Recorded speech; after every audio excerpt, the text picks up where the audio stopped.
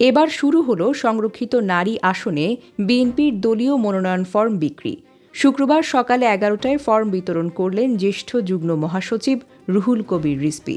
জানা গেছে, বিএনপিতে যারা আগে থেকেই ত্যাগ স্বীকার করেছিলেন তারাই পাবেন এই পদ। এদিকে অংশগ্রহণকারী প্রার্থীদের সঙ্গে কথা বলে জানা গেছে, তারা এক একজন নিজেকে পরিচয় করিয়ে দিচ্ছেন বিএনপির ত্যাগী নেত্রী হিসেবে। প্রত্যেকে রাখছেন নিজ নিজ অবস্থানের কথা। সবাই যেন সোচ্চার আছেন এই পদে অংশ নিতে। 12ই মে অনুষ্ঠিত হবে এই নির্বাচন। 50টি আসনের মধ্যে বিএনপি নেতৃত্বাধীন জোট পাবে 13টি আসন। 6 জন স্বতন্ত্র, মোট জোট হবে 1টি আসন।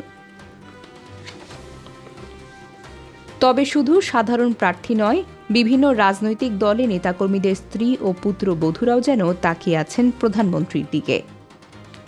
সংরক্ষিত নারী আসনে আলোচনায় আছেন যারা: সুলতানা মাহমুদ, মাহমুদা হাবিবা, বেবি নাজনীন, রেহেনা আক্তার রানু, নীলুফার মনি, ডক্টর সানসিলা জেভরিন, সানজিদা তুলি।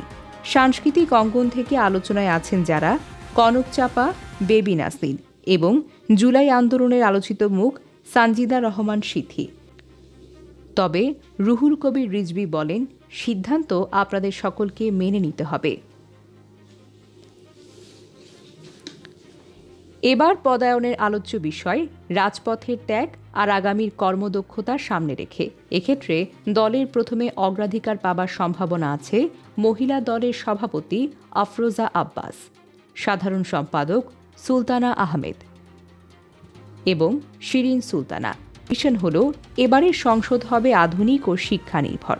দৌড়ে এগিয়ে আছেন ব্যারিস্টার রাশনা ইমাম, ব্যারিস্টার শাকিলা ফারজানা এবং তরুণ প্রজন্মের হার্টথ্রব ডক্টর সানজিলা জেব্রিন প্রিয়াঙ্কা এবং সাবিরা সুলতানা।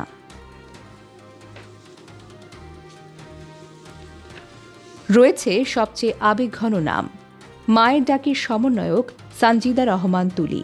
এছাড়াও আলোচ্যে আছে অ্যাডভোকেট হাসিনা আহমেদ, রোমানা মাহমুদ, নীলুফার চৌধুরী মুনি,